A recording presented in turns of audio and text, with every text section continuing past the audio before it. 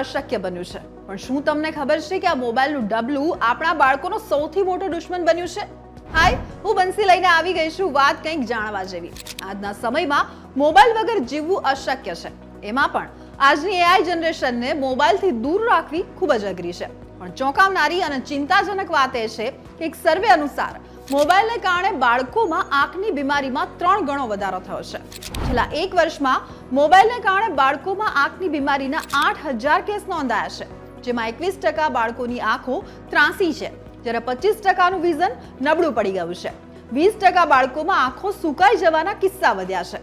સાથે માયોપિયા એટલે કે ટૂંકી નજર અથવા તો લઘુ દ્રષ્ટિના કિસ્સાઓ પણ ખૂબ વધારો નોંધાયો છે. સાથે માથાનો દુખાવો, ચીડિયાપણું કે પછી આંખોમાં બળતરા જેવા કિસ્સાઓ તો ખૂબ જ સામાન્ય બની ગયા છે. હજુ આ તો મોબાઈલને કારણે બાળકોમાં સર્જાતી આંખોની તકલીફની વાત છે.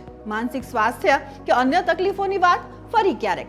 ત્યારે આંકડાઓ વાલીઓ માટે લાલ બત્તી સમાન છે. જોજો, તમારી આંખોના રતન સમા વહાલ સોયાની આંખોના દીપક નાનપણથી જ મોબાઈલને કારણે બુજાઈ ન જાય. એટલે તમારા બાળકોને મોબાઈલ આપતા પહેલા ખાસ વિચાર કરજો.